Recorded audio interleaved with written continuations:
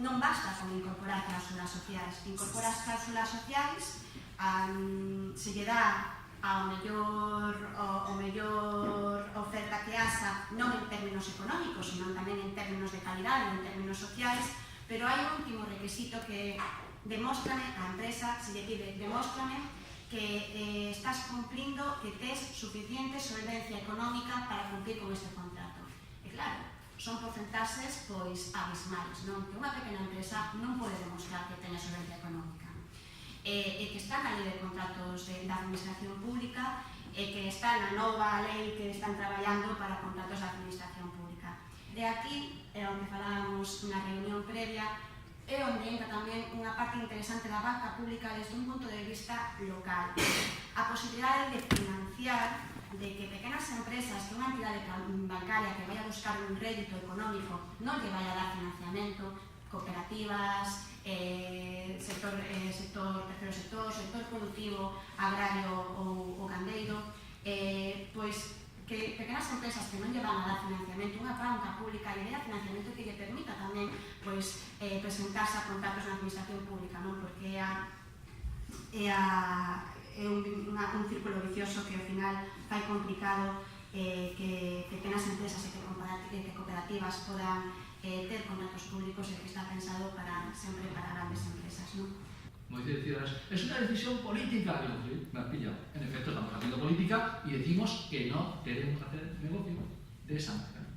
Claro, fijaros la situación. Todo este volumen de ayudas públicas y este expolio manifiesto, lo que nos deja muy claramente es la enorme debilidad del sistema bancario. Han pasado todo este tiempo, se les han inyectado, en el caso del Estado español, las ayudas públicas han superado el billón con B y medio de euros, porque no ha sido solo, ya digo, las inyecciones en capital, que es lo que la gente normalmente, las cajas belgas, 9.078 millones de euros, Bankia, 22.000, Cataluña, Caixa, 11.000, y dices, bueno, sumas eso y te vas a 70.000 millones de euros. No. Los avales, tenemos una gran cantidad de avales, por ejemplo, los depósitos bancarios. Los depósitos bancarios, sabéis todos, o seguramente lo sabéis, que hasta 100.000 euros que tengáis metido en una entidad bancaria, por titular, os los protege ¿quién? ¿Alguien sabe quién nos lo protege? No es el Banco de España. Fondo de Garantía de Depósitos. Fijaros, el Fondo de Garantía de Depósitos está asegurando de que la gente, si quiebra una entidad bancaria, pues tú tengas tu garantía de 100.000 euros de saldo, ¿vale? Eso supone, si sumamos los 100.000 euros, no de cada persona, porque una persona tiene 100.000 euros en un sitio y puede tener 100.000 euros en otro y también, sumas todo y ¿cuántos depósitos están protegidos? Os lo digo en números redondos, 800.000 millones de euros. ¿Sabéis cuánto dinero tiene el Fondo de Garantía de Depósitos para aguantar una posible quiebra de 800.000 millones de euros? Bueno, el año pasado tenía menos 3.000. O sea, no es que tuviera, sino que no tenía, ¿vale? Ahora tiene 1.500 millones de euros. Pero los 1.500 millones de euros no porque los tenga, sino porque se los ha prestado el Tesoro Público. ¿Vale? Una trampa contable que ha hecho el Fondo de Garantía de Depósitos. ¿Alguien piensa que es seguro aguantar incluso con 1.500 millones que no son tuyos 800.000? Es algo parecido a intentar sostener esta mesa con este micrófono. Quitamos las patas y las sostenemos con este micrófono. Pero ¿por qué no se produce ningún tipo de quiebra generalizada y la gente no sale corriendo en este ratito a decir mis ahorros? Pues porque la garantía no es la del Fondo de Garantía de Depósitos, que por otra parte forma parte del perímetro de las administraciones públicas y no computa como deuda. O sea, en la deuda pública no computa, aunque tengamos ese aval, no aparece. Es una peculiaridad que tiene la contabilidad nacional. Hay determinadas cosas que no aparecen, como el déficit público, las ayudas a la banca no computan. ¿Pero lo has perdido? Sí, pero no computan. Imaginaros que no computaran el déficit las ayudas sociales. ¿Y por qué unas no computan y otras sí computan? Ideología política. Ideología de clase, de la de ellos. El planteamiento es que, daos cuenta que esos avales, ¿cuánto paga una entidad bancaria por los avales que le estamos haciendo y que le permiten hacer negocio con los depósitos de la gente? Hombre, pues un 0,10%. Eso es lo que están pagando de media en los últimos 10 años. El 0,10%. Ir a pedir un aval de 800.000 millones de euros. A ver a cuántos lo compran. Ir a ver. O sea, desde luego, les estamos subsidiando. ¿Por qué? Porque si cae cualquier entidad bancaria, estarán los amorosos brazos del pueblo sosteniendo esas fortunas privilegiadas. Por lo tanto, el primer planteamiento que hay que hacer es: ¿puede haber una banca que no sea pública? O sea, yo cambio la pregunta de manera absolutamente demagógica, si queréis, pero, oye, si quieres ser una banca privada, oye, sélo. Pero sé banca privada. No vivas de que yo te afiance, no vivas que yo te avale, no vivas de que yo te preste dinero público para que tú hagas negocio prestándomelo otra vez a lo público. Haz tu vida, o sea, déjame en paz, deja de sangrarme. ¿Puede haber una banca que no sea pública? Pues, compañeros y compañeras, el problema es que no, porque si quitamos este tipo de afianzamientos, ayudas, avales, no he dicho créditos fiscales, que también es otro tema, que solamente nos ha costado 40.000 millones de euros y ha pasado absolutamente desapercibida. 40.000 millones de euros en una cosa que es que les avalamos pérdidas que no reconocen en balance.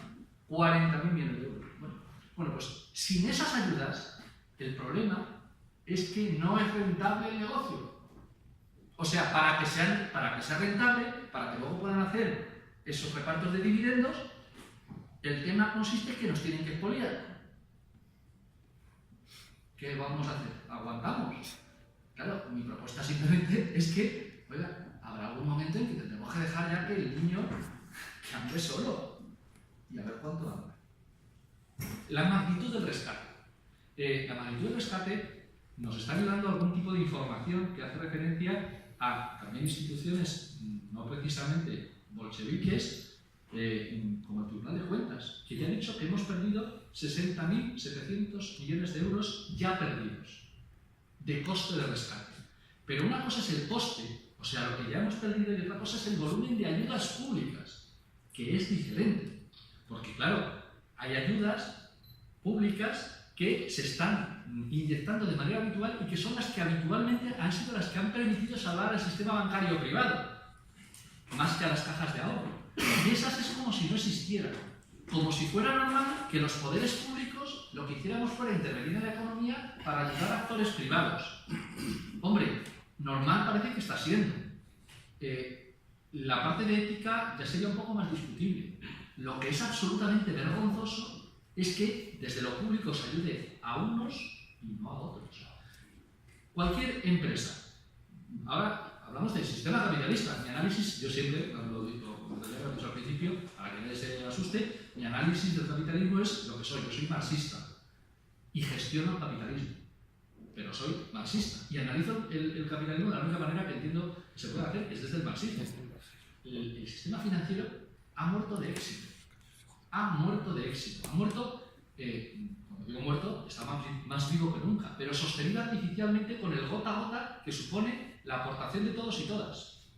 Por eso, les decía antes a los compañeros que quería ser transgresor de la charla desde un punto de vista muy claro. Yo lo que voy a defender ahora es que apliquemos al sistema bancario en el Estado español y en el conjunto de Europa y en el conjunto del mundo los criterios del puro capitalismo.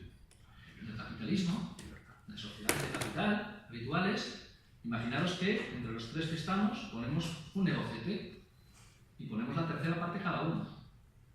Bueno, pues un tercio de propiedad y el otro tercio de propiedad.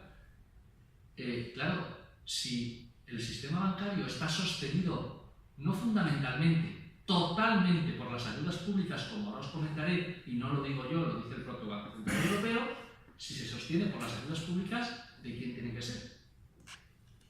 Lo que entre todos sostenemos, de todos debe ser. Dirán, ¿socialismo? No, capitalismo, compañeros. Capitalismo puro y duro.